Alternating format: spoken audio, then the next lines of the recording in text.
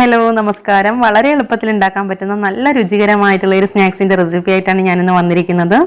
ഇത് ചായയൊക്കെ തിളയ്ക്കുന്ന സമയം കൊണ്ട് വെറും ഒരു 5 മിനിറ്റ് മതി നമുക്ക് ഉണ്ടാക്കാനായിട്ട്.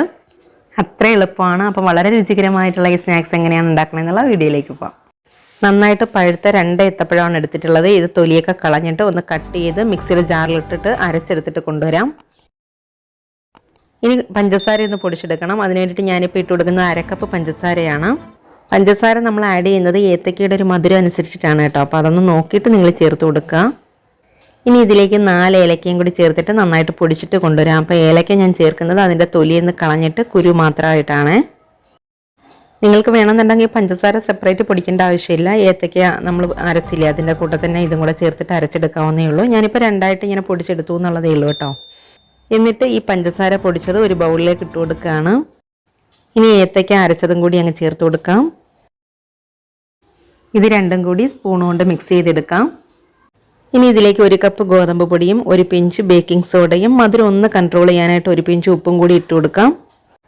എന്നിട്ട് സ്പൂൺ കൊണ്ട് തന്നെ നന്നായിട്ടൊന്ന് മിക്സ് ചെയ്തെടുക്കാം.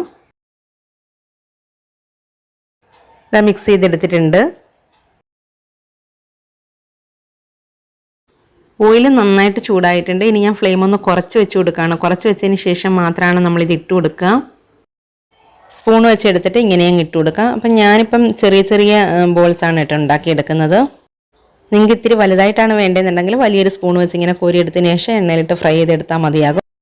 ഒട്ടും സമയം എടുക്കാതെ തന്നെ വളരെ പെട്ടെന്ന് കുക്കായി കിട്ടും.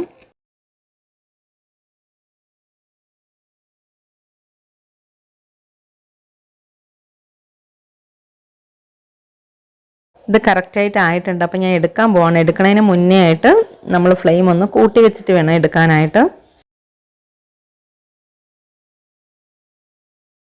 ബാക്കിയുള്ളതും കൂടി ഇതേപോലെ തന്നെ ഒന്ന് ഫ്രൈ ചെയ്തെടുക്കാം.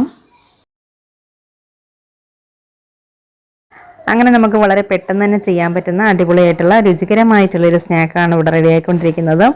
അപ്പം നമ്മളുടെ ചാനൽ ആരെങ്കിലും സബ്സ്ക്രൈബ് ചെയ്യാൻ വിട്ടുപോയിട്ടുണ്ടെങ്കിൽ പ്ലീസ് ഒന്ന് സബ്സ്ക്രൈബ് ചെയ്തേക്കണേ. ഈ ഒരളവിൽ നമ്മൾ ചെയ്തെടുത്തത് 16 എണ്ണമാണ്. പിന്നെ നല്ല ടേസ്റ്റാണ് കേട്ടോ. പിന്നെ നിങ്ങൾക്ക് കാണുമ്പോൾ തന്നെ മനസ്സിലായിട്ടുണ്ടാവും, എന്താ ഓയിലൊന്നും പിടിച്ചിട്ടില്ല. നല്ല അടിപൊളിയാണ്. നമ്മുടെ വീട്ടിൽ കിട്ടുന്ന സാധനങ്ങൾ മാത്രമേ ഉള്ളൂ. അപ്പോൾ എല്ലാവരും ഇതൊന്ന് ട്രൈ ചെയ്ത് നോക്കണേ. അതേപോലെ തന്നെ ഈ വീഡിയോ ഇഷ്ടമായിട്ടുണ്ടെങ്കിൽ നിങ്ങളൊന്ന് ലൈക്ക് ചെയ്യുക, കമൻറ്റ് ചെയ്യുക. അടുത്തന്നെ ഞാൻ അടിപൊളി ഒരു വീഡിയോ ആയിട്ട് വരുന്നവരേക്കും ഗുഡ് ബൈ.